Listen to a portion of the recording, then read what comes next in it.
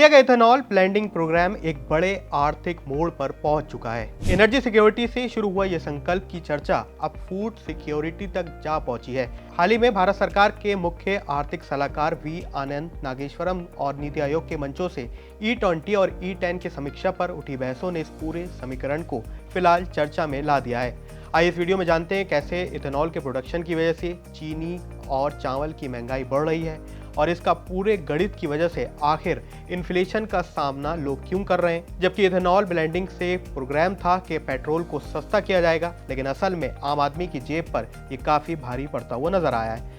तो सबसे पहले देश के मुख्य आर्थिक सलाहकार वी आनंद नागेश्वरन का एक बहुत बड़ा बयान सामने आया था। उन्होंने साफ संकेत दिया था कि इथेनॉल ब्लेंडिंग के टारगेट को अंधाधुंध खींचने के बजाय फूड सिक्योरिटी को फिलहाल के लिए प्राथमिकता देनी चाहिए। उनका तर्क इसलिए भी अहम है क्योंकि E20 लागू किए जाने के बाद से महंगाई में काफी तेजी से इजाफा हुआ है। सबसे पहले चर्चा करते हैं चीनी की। दरअसल भारत दुनिया का सबसे बड़ा चीनी का उपभोक्ता है। यहाँ सबसे ज्यादा कंजप्शन होता है। करीब 1,80,000 करोड़ से ज्यादा की चीनी भारत में हर साल कंजप्शन में आती है।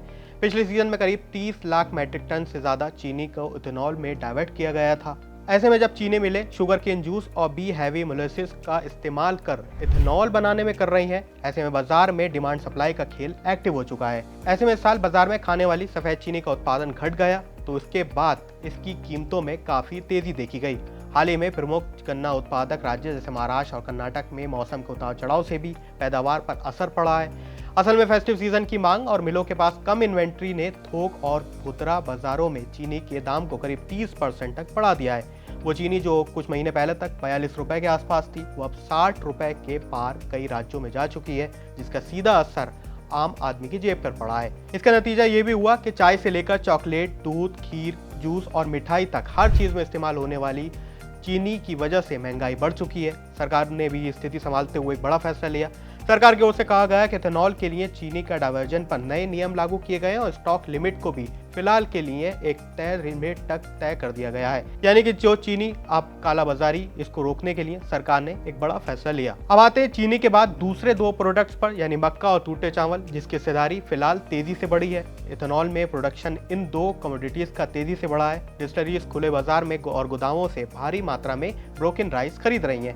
इसका असर ये हुआ कि पोल्ट्री, फीड और डिस्टलरी दोनों से चावल की जबरदस्त डिमांड आई। जब बाजार में डिमांड दूसरे सेक्टर में शिफ्ट हुई, यानी इथेनॉल प्रोडक्शन पर गई, ना कि जो दूसरे एग्री प्रोडक्ट्स में इस्तेमाल होता था अभी तक। इसके बाद गैर बासमती चावल के दामों में उछाल देखने को मिला है। बासमती चावल जो पिछले दिनों 50 रुपए के आसपास बिक रहा था, वो अब 70 रुपए तक बिक रहा है। रिटेल मार्केट के प्राइसेस हैं, यानी शुगर के बाद अब चावल में भी 30 से 40% की महंगाई हुई है, जिसका सीधा असर आपकी जेब पर भी सीधे तौर पर नजर आ रहा है। अब आते हैं मक्का, जिस पर तीसरी ऐसी कमोडिटी है जिस पर फिलहाल शिफ्ट किया जा रहा है, और मक्का में सबसे ज्यादा इथेनॉल का प्रोडक्शन बढ़ाया गया है। लेकिन इसमें भी एक बड़ा तर्क है। दरअसल इसकी अपॉर्चुनिटी कॉस्ट, यानी अगर मक्के जिस जमीन पर उग रहा है उसमें भारत में दूसरी फसल भी उग सकती है, अगर उसकी जगह मक्के को शिफ्ट किया गया है तो इसका भी एक बड़ा असर नजर आया है। हुआ ये कि सोयाबीन, सरसों और मूंगफली, ये तीनों ही तिलहन फसलें हैं, यानी ऑयल राइस, यानी कि ऑयल सीड्स, तिलहन यानी ऐसी फसलें जिसमें खाने का तेल निकाला जाता है। भारत में मक्के में रेट्स अच्छे मिलने लगे तो किसानों ने इसकी ओर शिफ्ट किया।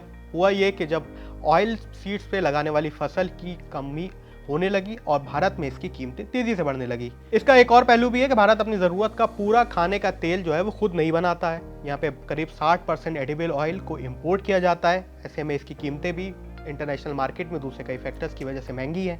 हुआ ये कि जब भारत में प्रोडक्शन कम हुआ और मक्के में जब किसानों ने रुख अपनाया, तो यहाँ पे एडिबल ऑयल की कीमतें भी करीब 20% की तेजी से बढ़ चुकी हैं।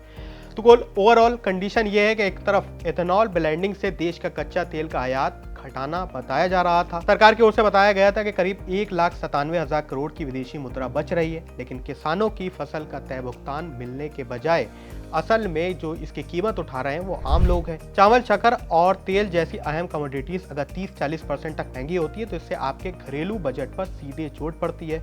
इससे आपका बजट हर महीना महंगा होता जाएगा और आप पर इसका सीधा बोझ पड़ेगा। यानी कुल मिलाकर भले ही आपका पेट्रोल जरूर सस्ता हो सकता है आगे आने वाले टाइम में, अभी तो पेट्रोल की कीमतें भी नहीं बदली गई हैं, लेकिन आप पर दूसरे तौर पर भी ये महंगाई का असर पड़ने लगा है। ऐसे में क्या इथेनॉल ब्लेंडिंग पर आपकी क्या राय है? क्या सरकार को फिलहाल के लिए इसको रोक देना चाहिए, एक एक स्टेज में करना चाहिए, जैसा कि वी नागेश्वरन जो आर्थिक सलाहकार हैं वो राय दे रहे हैं? इस पर आपकी क्या राय? हमें कमेंट सेक्शन में जरूर लिखें।